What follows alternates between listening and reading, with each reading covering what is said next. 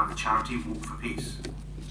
Thank you for the support that you've shown to the Royal Air Forces Association. We support the whole RAF family, so we look at people who are currently serving, we look at cadets, we also look at our veterans, so we're helping people from the whole spectrum of life. The help that you provide to us is greatly appreciated and will go a long way to helping all those people who've given service to their country as well. So thank you very much for everything. Thank you. The funds will raise primarily at the charity Walk for Peace walk, held earlier in the year within the Royal Docks area of London, where over 4,100 people participated. A wide range of charities were present last year, including Age UK, British Heart Foundation, Rainbow Trust Children's Charity, Humanity First, The Samaritans, and a host of smaller and more local charities covering the entire UK. The largest donation was £250,000 that went to the Royal British Legion. His Worship, the Mayor of Runnymede, Councillor Ifti Chaudhry, has played an instrumental role in driving the awareness campaign of the charity Walk for Peace, and has opened all doors for the national event to be held at Windsor Great Park. The Chief Executive of Runnymede, Paul Turrell, welcomed Charity Walk for Peace and has been at the forefront to negotiate the planning of this major event. Absolutely, completely. It shows a tremendous initiative on the part of the Muslim community to do this. It is an interfaith concept, and it's something I think that will benefit everybody, no matter what their faith. As far as I'm concerned, the Muslim elders put a huge amount of effort and their own resource into this to make sure that every penny goes to charity. And that's one of the marvellous concepts about this particular event. Every penny we raise will be well used, well spent, and spent on behalf of the voluntary community. Let's work together and help the most deserving in our society. I'm truly honoured to host and welcome people to this wonderful event at the birthplace of democracy. We're coming to over 800 years since the signing of the Magna Carta, which was in Runnymede. So I think this is of huge significance, and I would like to welcome everyone from Runnymede, from Surrey, from around the UK to take part in this wonderful occasion. Please join me to take part in this piece of history, a very worthwhile event that will raise £1 million, hopefully, for charities. This year, the National Charity Walk for Peace is being held in Runnymede, starting and ending at the Severn Court Hotel. The walk covers some of the most beautiful areas within the Windsor Great Park. The walk is on Sunday, the 29th of April, 2018. Last year, we raised £685,000, and this year, our target is a huge £1 million, and every single penny goes to charity.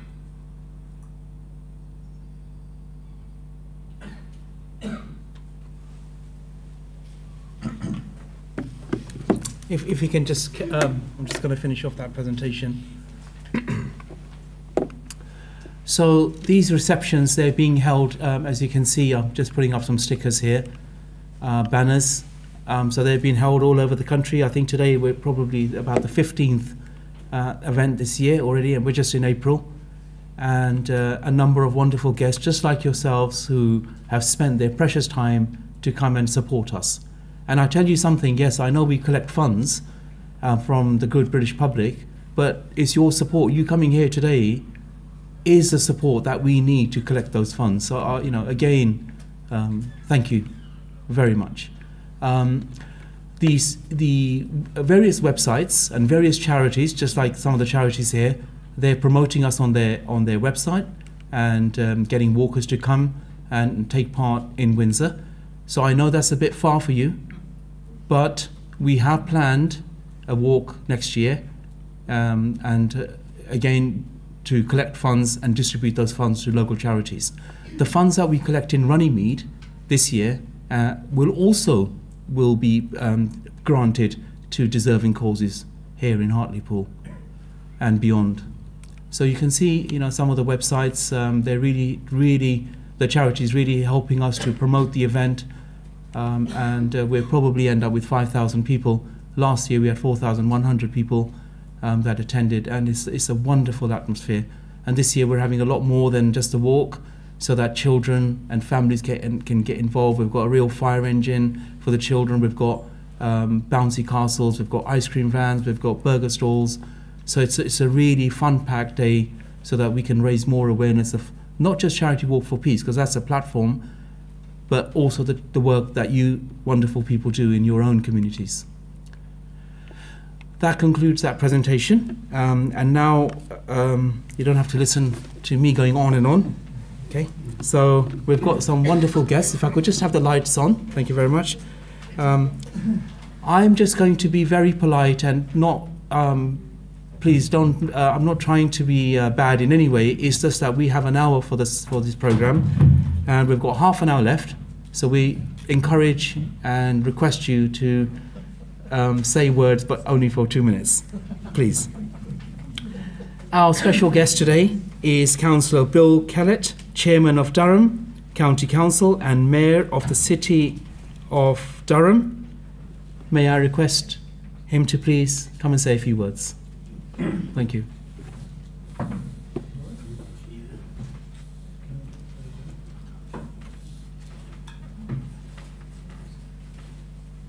Thank you. As you're probably aware, I'm in two camps, both as Chairman of the County Council of Durham and also the City of Durham as Mayor. Now, normally, there are two charities involved, one for the county and one for the city. For my own personal reasons, both charities are identical, and they're the Great North Air Ambulance. And the reason quite simple: without that charity, I wouldn't have had a younger daughter and I wouldn't have had 2 grandchildren. Basically, some years ago, my youngest daughter was just in her teens, and she wouldn't be that high. Decided to go riding. Sorry, I've just had some dental work. And the horse was far too big for her, but no, my daughter, I can manage. 100 yards on, and the horse threw her. Not only that, it trampled her. So she had collapsed lungs, broken ribs, and should have died there and then. But fortunately, there was a doctor, and he got the air ambulance in because he said she'll not survive going to hospital. If it hadn't been for the North Ambulance, she would have died. So great thanks to that. My own personal charity up to now, my target was £10,000. Up to today, it's just over 12,000. So we've done a big effort, and I'm still hoping to top that. Thank you.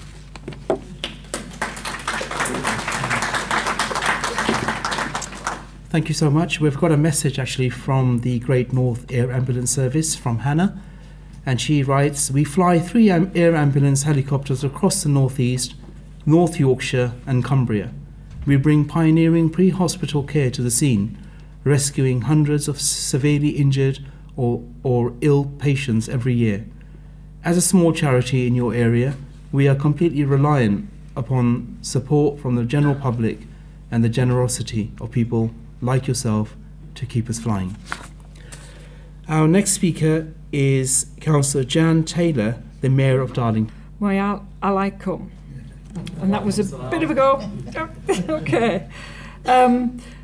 I'd like to start by offering my sincere thanks to the elders of the Ahmadiyya Muslim Association for the kind invitation to attend this charity walk reception in this very welcoming building, I've got to say, and very comfortable, and I've got to say the carpet's very nice underfoot. Okay. It's pleasing to see that the Charity Walk for Peace in the service of humanity has raised, I know, in £1.3 million over the past 5 years. I mean, that's tremendous. And it's such public events as your walk, I've got to say, bring better understanding between our communities and better cohesion, and that's for the benefit of everybody that lives in this country.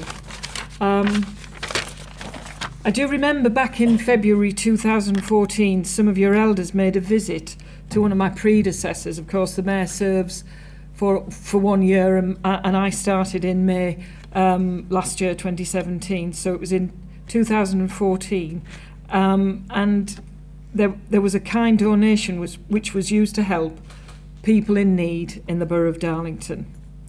They also left books of the life of Muhammad and the World Crisis, A Pathway to Peace. That was a collection of speeches and letters to world leaders from an Islamic perspective, and that was received most gratefully. Well, I'm approaching the end, along with many other mayors, the end of my mayoral year, and what we do as mayors, I selected 3 local charities because there's so many charities to choose from, but we have to narrow it down to make an effort. And firstly, the first one is St Teresa's Hospice, which looks after and cares for people, has such a wonderful reputation, and sadly it's much more poignant at the moment. A young man that the family have known for most of his life sadly he passed over on Sunday, but they were tremendous in making a very difficult situation for him and his family and friends and so we give happily to that. Also to Family Help, that's another choice, and that helps people, women and children, who find themselves at domestic violence and all the awful things, but again makes a bad situation better for some people. So that. And finally, what I wanted to do, because I have a background in nursing and helping people with mental illness, that I selected Mind, who have an open door for young people. And we need to look after our young people. Well, we need to look after everybody, but our young people that will continue and in a peaceful and happy way. So they're my 3 choices, and we've tried very hard with lots of help from people to raise much needed funds for those. But it's good to see this community here stretching out to the wider country, and I'm more than happy, delighted to offer support. Just wish you well in your continued endeavours. Anyway, I've probably gone over 2 minutes, so I'm in trouble.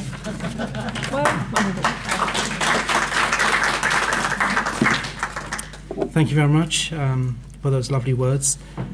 Our next speaker is Councillor Paul Beck. He's the Mayor of Hartlepool. Thank you.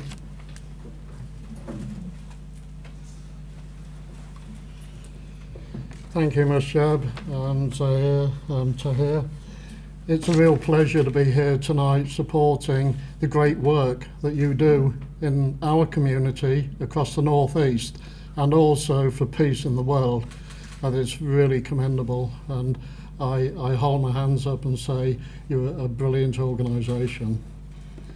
Dear Ms. Jab, civic guests, ladies and gentlemen, thank you for the invite to this beautiful mosque to talk about my fundraising and how that affects the community. Macmillan's Cancer Support is a charity that is very personal to me and my family. In 2011, my son Darren Paul Beck died from this awful illness, aged just 37 years old. Hence the reason for supporting this charity. Our local Macmillan's Cancer Support received no help from central government, yet when a family suffer the loss of a loved one, this organisation support the family through the illness. They don't just walk away.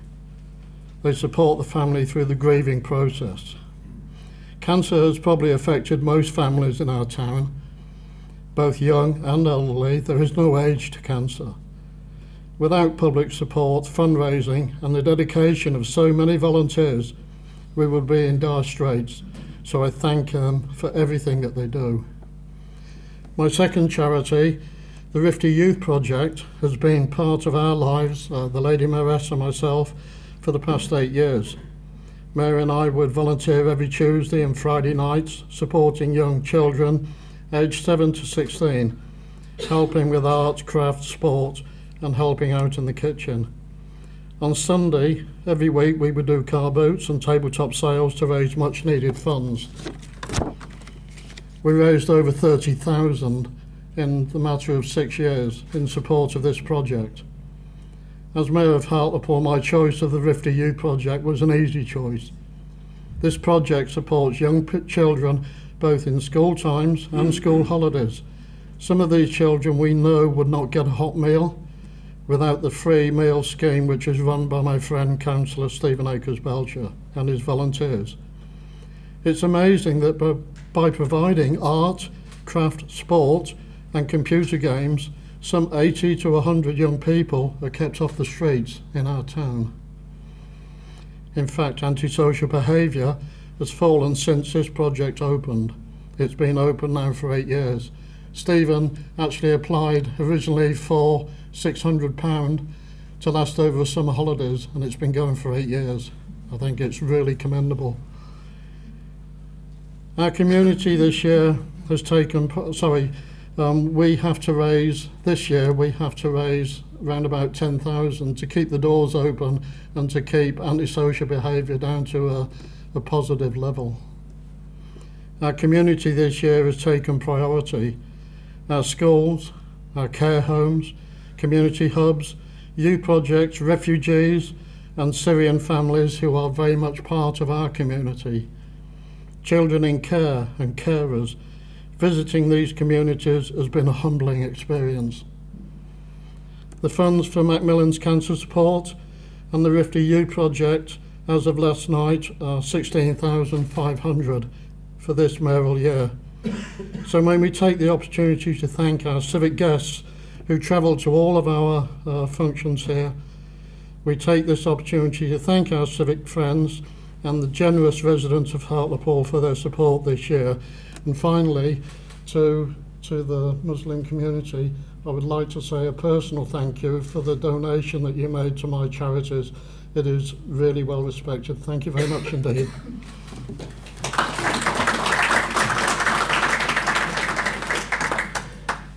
Thank you very much for those words and those emotional words.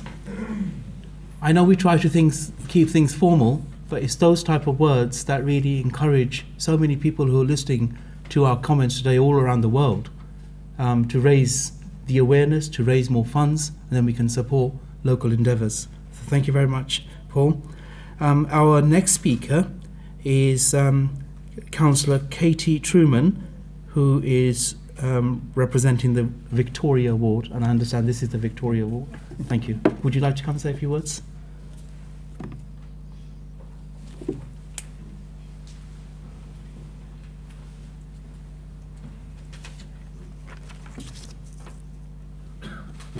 Assalamu alaikum.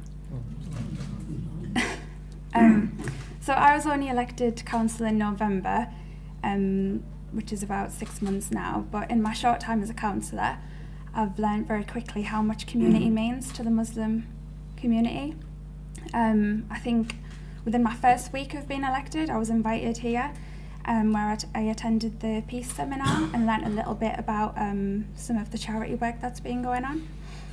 I'm absolutely thrilled to have been invited tonight, and I feel proud to be representing such a diverse ward in the town. I only wish that everyone could feel as proud and as lightened of all the work that goes on here as I do. It's no secret that the media often tries to portray religion as something that divides us. I, however, think that it's the exact opposite, because, you know, no matter what our beliefs are, we're all united in wanting to live in a better and safer community. And I think that the work that goes on here at the mosque is a perfect example of the kind and generous and inclusive work that helps to build communities like this, where everyone has a part to play, and no matter what age, gender or religion, you know, we can all feel included. So I think it's important that we all go away tonight, after this evening, and make sure that we tell our friends and family and colleagues where we've been and what we've learned, and about all of the marvellous things and work that's being done. Not only so that we can educate, but also that we can inspire others in our community to reach out and do the same.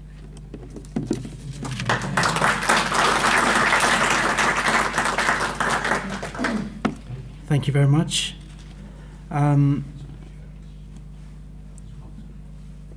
So Katie mentioned that everyone can play, has a role to play and can play a part. I would like to ask Father Graham from St. Oswald's just across the road to come and say a few words, because you know the tables and chairs that we're using today, And the amount of support that this gentleman gives to our community, this is the community cohesion that you're speaking about. So may I ask him to please come and say a few words? Thank you.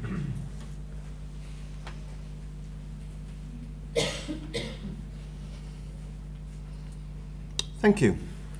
I am not a registered charity, but anyone who wants to make a donation, you know where I live. If I may, I'm going to quote the Bible. I've got form with doing that in a place like this. A few words from the letter of St. James. Faith without works is dead. St. James was on about our faith in God, which leads on to how we express that faith in the world. Charity Walk for Peace is not just about the outworking of people of faith, it's also about common faith in the best of humanity.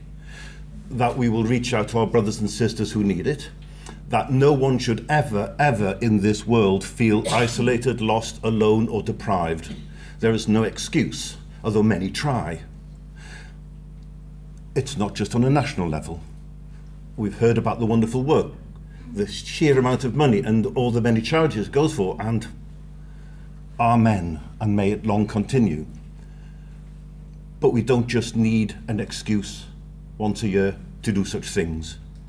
I hope that our buildings being so close together and our communities being so close together, and these are not just neighbours but friends, shows that little by little, day by day, we can all go on a charity walk for peace in our earthly pilgrimage, which means that one stone at a time we build up a kingdom of peace, tolerance, trust and love, regardless of who you are or where you come from or what football team you support.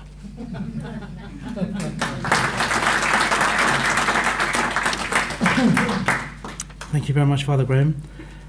Now we have some voluntary groups and charities who are representing their organisations today. And the first is Alice House Hospice. Janice Forbes is here, who is the community fundraiser and has been for 10 years. Alice, would you come and say a few words, please? Thank you.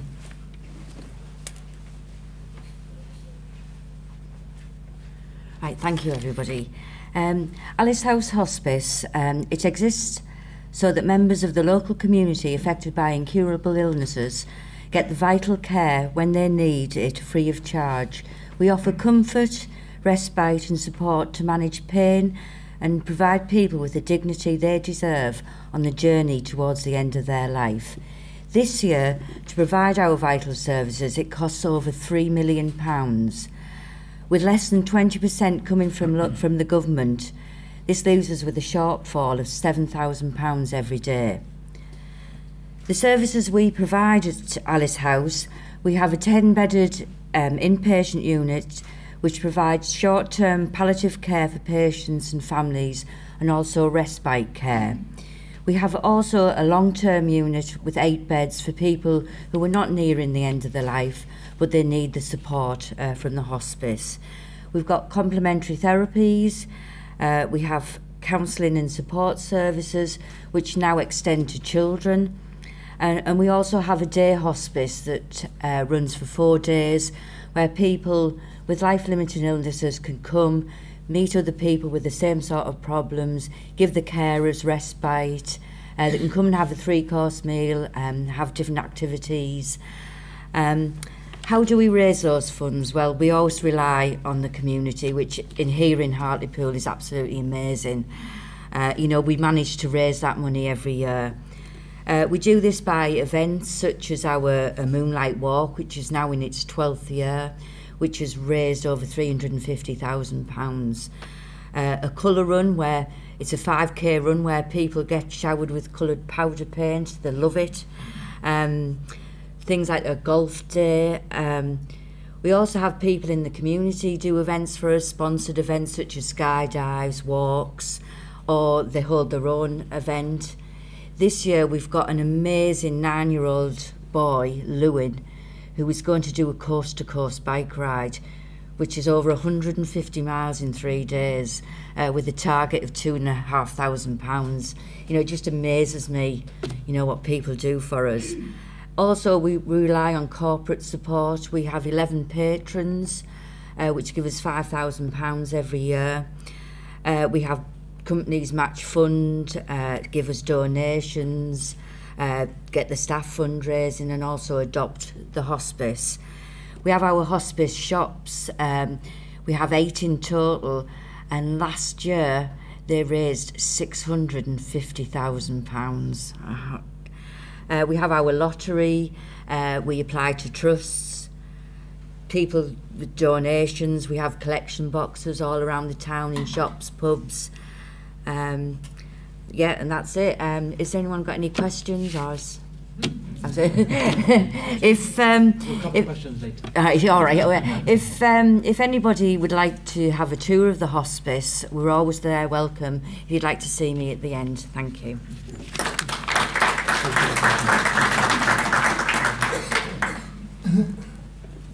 I'm so happy you didn't ask any questions. I would like to now invite Colin Thompson from Atrium, if you can please come and say a few words.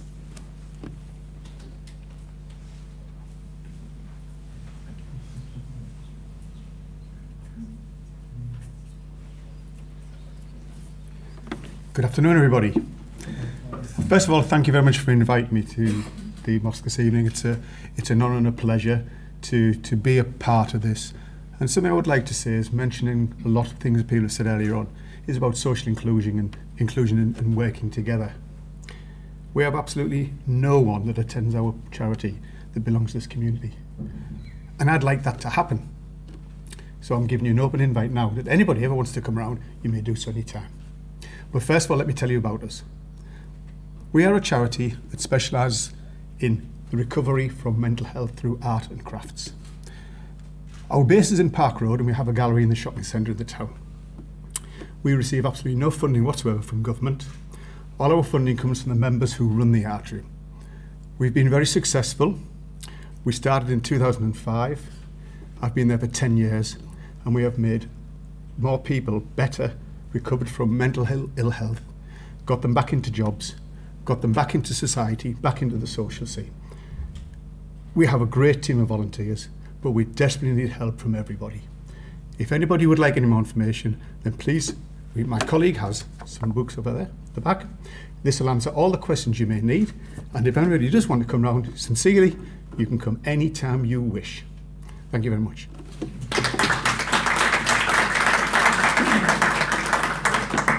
Thank you very much, Colin, and I really do hope that we, just like Colin mentioned, so if you have any information about your charity or endeavour, please share that here as openly as you wish. Our next speaker, our guest speaker, is from Epilepsy Outlook, and Jackie Gettings is the Ops Manager. If I may humbly request her to come and say a few words. Never been called the Ops Manager before. There you go. First one. I'm the Ops Manager. I'll have to shorten my title. Hello everybody. Jackie Gettings, I'm the Operations Manager for Epilepsy Outlook. The charity is now in its 31st year. So we've been going a long time. Excuse me, I'm out of breath. So we have been running a long time. And what do you say about a charity that's been running for a long time that people haven't heard? So I wanted to tell you a brief outline of what Epilepsy Outlook does. We offer advice and information to people and families with epilepsy who's affected by epilepsy.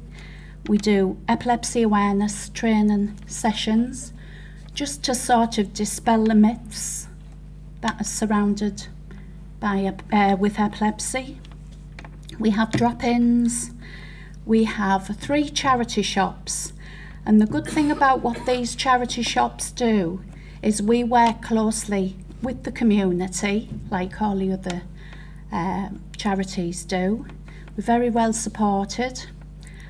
Within our charity shops, we have over 70 volunteers that all give their services and their time without any repayment, because they want to help other people who have epilepsy. A quarter of our workforce has epilepsy themselves. So it's not just beneficial for other people, it's for them too. Gets them out of the house, they're well supported in their role, they feel part of the community, and they really feel like they're doing something and achieving something every day.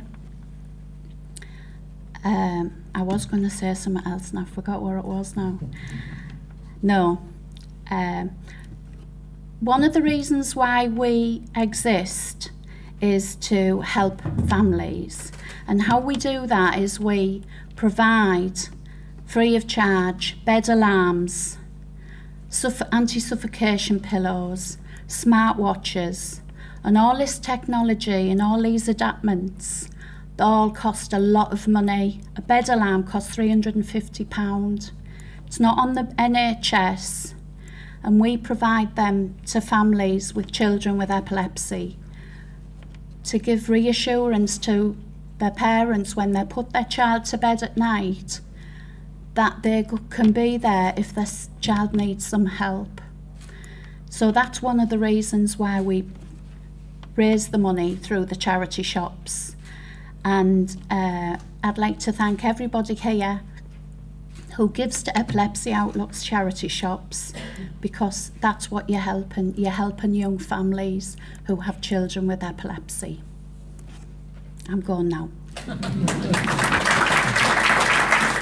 you.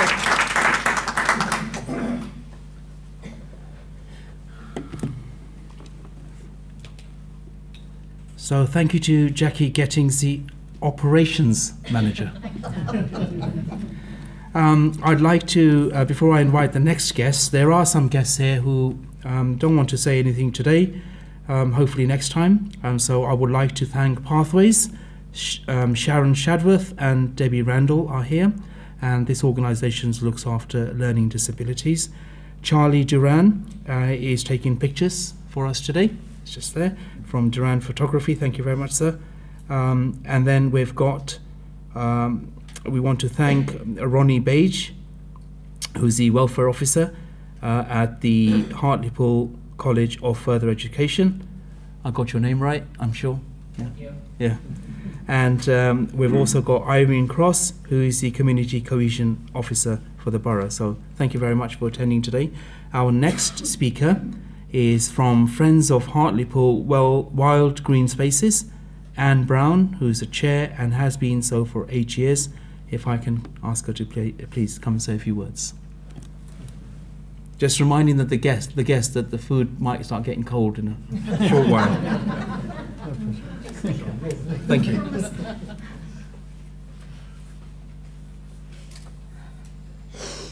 Good evening. I'm Anne Brown. Excuse the voice, I'm getting over a cold. And I'm the chair of the Friends of Hartlepool Wild Green Spaces. For those of you who do not know what that is, basically it's gardening on a large scale. We work with the council's countryside team of one, and we work in the parks, the rights of way, and anywhere else somebody rings up and says there's a tree in the way, or can you come and help? We used to work in the schools. Unfortunately, due to the countryside officer leaving, we don't do that as much. But we do still work in one school who keeps in touch with us. So any schools that come to us and say, would you like to come and help us plant some bulbs? The answer would be, as long as it's on a Tuesday and a Thursday, yes. Because them's the days that we work. We go in any of the parks. If anybody's been, excuse me, in the Burn Valley lately, then last year we applied to various companies for our funding. We applied to Tesco and we got the £12,000. So in the Burn Valley you will see a large carving of Peter Pan and Tinkerbell on the top of a tree. That cost £7,000, which came out of the funds alongside with 25.5 1,000 bulbs that we hand planted of snowdrops and bluebells. And we are going back to Tesco's, so please go and put your coins in the little slots, hopefully very shortly, for some more money to put some more plants into the Burn Valley, to put up a fence to stop, if you'll excuse me, the morons from climbing up the carving and from pulling the plants out, which is something that we have to put up with when we go in the parks and plant. You can go back 2 days later and you will see if the special plants that they've disappeared. Somebody's stuck them under their arm and gone home. And believe me, it happens. So we try our best. We have roughly 17 volunteers from 18 to over 70. Some are fit, some have learning disabilities, the majority are retired. One in particular is a member of Jackie's community who is epileptic, but he comes out, he does his little bit. If he takes ill, we stick him in the van and take him home or take him to hospital. We're a group that looks after ourselves, we help as much as we can, and we like as much support as possible. And it's gardening, that's what we do. And we dig holes and put fences up and cut trees down and anything else. Thank you.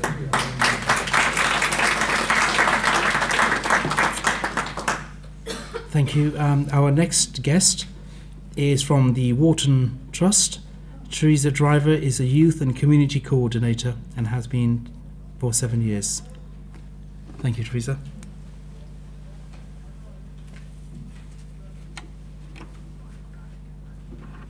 Right, I work at the Wharton Trust, which is just over that way somewhere. We're a local charity. We've been open for 25 years, created by local people. We believe at the Wharton Trust that we want Dyke House to be the best it can be, in a place where children feel they want to bring their children up.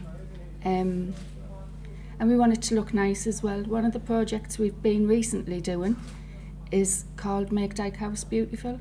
And what we do is we go out and we just randomly garden and take volunteers with us and local people. So where's Colin, who just spoke? I probably know people that would come down because we've done some artwork and stuff. And we just want Dyke House to be the best place that it possibly can be and get rid of some of the poor housing and problems associated with the neighbourhood, and we want it to be a lot better. So if you see people randomly digging holes and planting, it's just us. We've done some crocuses outside the mosque and the church, Father Graham. We've done right down the front. We've worked at the school. We don't ask permission to do it because it's a good thing and it makes the community better. So we just do it. And at the heart of what we do as well, we don't do things for people that they're capable of doing themselves. We say to them, how can we help you do it? It's your community and you need to be part of making it better. And what we found as well is all the planting and all the wild seed meadows we've done, people said the kids would trample on it and pull it down, but we believe because we take people with us, they left it alone, and it looked really beautiful last year. And we got in some newspapers and people were tweeting about us and we got lots of publicity. We do lots more, but I better stop because I don't want to.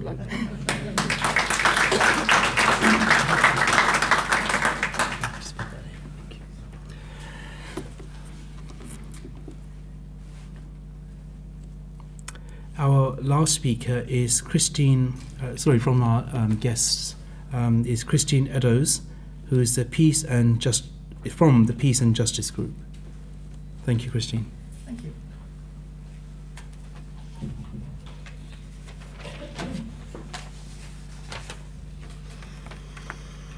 Hello, it's lovely to be here and nice to come to visit you because we had visitors from the mosque to 2 of our meetings already this year, which was lovely to welcome them. I'm the chair of Hartlepool Global Peace and Justice Group, and the germ of it started 20 years ago with the Drop the Debt campaign. We've worked for justice for the poor ever since. Particularly we work for those in countries where ordinary people have no power and no say and just are put upon. We at least in this country have free speech. And we have trades unions, and we're looked after to a bigger extent than a lot of people who are just, you're poor, you're put upon. We work with pressure groups raising awareness, that's mostly what we do. Right to our MPs, right to anybody really that we think needs to be told. We've worked for fair trade. It's down to us really that Hartlepool is a fair trade town. However, of course, money is always needed to achieve these things. Sometimes it comes from governments, DFID for example. Sometimes from philanthropists like Bill Gates, who has done so much for the Millennium Goals. You may have seen him on television tonight in the fight against malaria. Particularly he goes for health. And mostly I would say that money for things like these comes from ordinary people like you and me. The origin of the word charity is the meaning of caring love. And all the world's great religions lay stress on this. We've had 2 quotations tonight from the Quran and the Bible, which back me up. In fact, this is a basis for life for anybody who cares for their fellow men and women. Now, we aren't all fit enough to go on sponsored walks anymore. I was surprised to hear how young your elders are. But I'm sure that we all welcome the opportunity to support others who do. We're all here this evening because we have one thing in common: caring for those who need our help. So whether you're old or young, native-born Hartlepoolians or incomers like me, and whatever beliefs we have, I'm sure we're all going to give support to this very worthy cause and this wonderful peace walk. Thank you.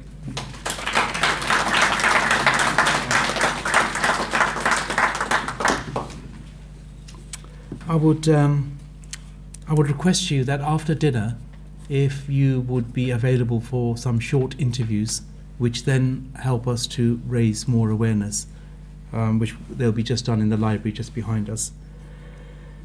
Now we're coming to the address by the chairman of Charity Walk for Peace, who's also presiding the session today. Zahir Ahmed is an extremely hard-working person, very simple person, motive only to collect funds and distribute those funds again.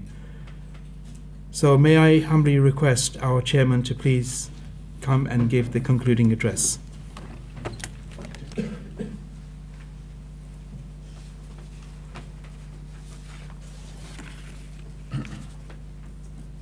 In the name of God, most gracious, ever merciful, honored dignitaries and guests, Assalamu alaikum, peace be on you, and very good evening. I'm very pleased to join you today in this reception. This reception is organized by our local branch, Hartlepool branch. We are the members of Ahmadiyya Muslim Elders Association, are very fortunate that we were able to collect funds for this mosque.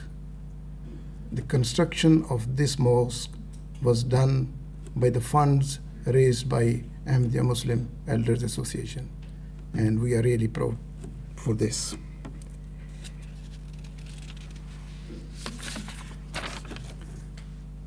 We are holding pre-charity walk receptions throughout the UK. These receptions provides us an opportunity to meet and greet local charities and to discuss how best Charity Walk for Peace can help local charities to raise funds for their noble causes. I am extremely grateful to the dignitaries and charities present here today. We are delighted to support a wide range of charities and develop partnership to make a lasting difference. We have just heard wonderful charities, how beautifully they are serving communities. Charity Walk for Peace is engaged with more than 400 charities at the moment and wish to work with more and more every year. Our volunteers, very dedicated volunteers, are ready to help you. As Rafi said, that we are holding a charity walk here next week. So please join us. The main purpose of this walk will be to raise funds for local charities. Charities belongs to Hartlepool or maybe the neighboring towns. Charity Walk for Peace is a wonderful platform to raise funds, to help society, to support charitable endeavors, to work to secure the common good, to demonstrate loyalty to the country and nation, and to defend the dignity of mankind. I like to thank all the volunteers of today's reception, Regional President of Ahmadiyya Muslim Association, Regional President of Ahmadiyya Muslim Elders Association, and very hard-working team, those who are cooking food for us today. A huge thank you to all dignitaries and the charities. Let's work together to serve humanity and to promote peace, much needed peace. God bless you.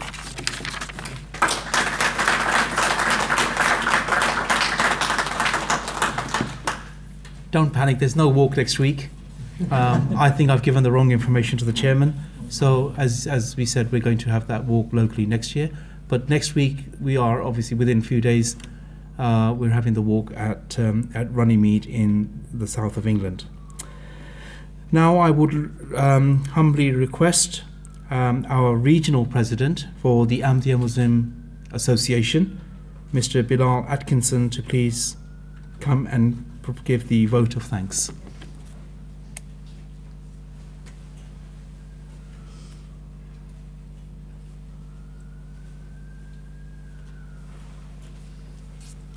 Assalamu alaikum. Peace be with you all. Bismillahir-Rahmanir-Rahim. Worshipful mayors, ladies and gentlemen, thank you for coming here today to attend this introductory meeting. I'm very grateful that you've taken the time and made the effort to attend. We may be engrossed in our own particular charitable works, but it is sometimes very refreshing to meet and engage with people from different backgrounds and charitable organisations. And we soon realise, as we have tonight, that we are facing the same problems and challenges we have either faced or have yet to encounter in trying to alleviate the needs of those who require help and support in one form or another. Because of the indiscretions of a small number of people within some of the charitable organisations, the media is focusing on the wrongdoings of those people instead of highlighting the excellent work the majority undertake each and every day. In this regard, we need to be united to show the British people the true side and nature of all the hard work and sacrifices many of us in our respective organisations contribute for the betterment of our society and humanity at large. Since time immemorial, there has always been people desperately in need of help, and by the grace of God, there has always been people whose hearts soften at the sight or sound of suffering and have been willing to stretch their hands to help the afflicted and the needy. You are those type of people. You may personally need or require help yourselves, yet you are willing to put that aside to help those who you may feel need more help than yourself. Helping our fellow human beings is a very honourable way to serve mankind. As far as your host is concerned today, that is the Ahmadiyya Muslim Elders Association, this is our mission, this is our duty, and this is our faith. My thanks also to the National Chairman, Zahir Ahmed Saab, and Vice Chairman, Rafi Ahmed Bhatti Saab, who came from London today to give their moral and practical support in this event. My thanks also especially to Mr. Job Coker, our local representative, and his team who've organised our first reception in Hartlepool with a lot of hard work and dedication. I also thank our catering team for the effort they have made to produce the refreshments we are about to consume in the marquee outside. By the grace of God, we shall continue to organise such events in the future, and will try to bring more and more charities and voluntary groups together as we hope and believe that your cooperation will be with us for years to come. So once again, thank you, and I wish you all the success and the wonderful work you all do. Thank you.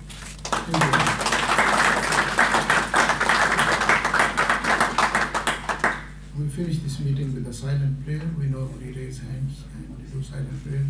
You can join us or you can do as you like.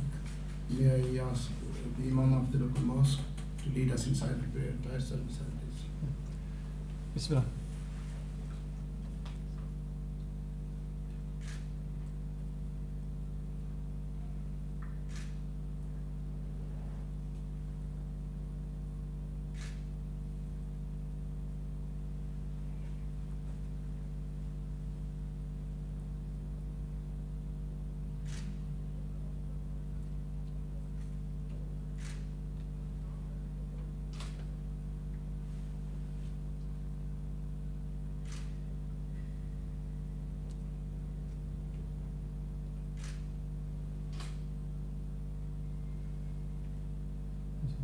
Amen. Thank you.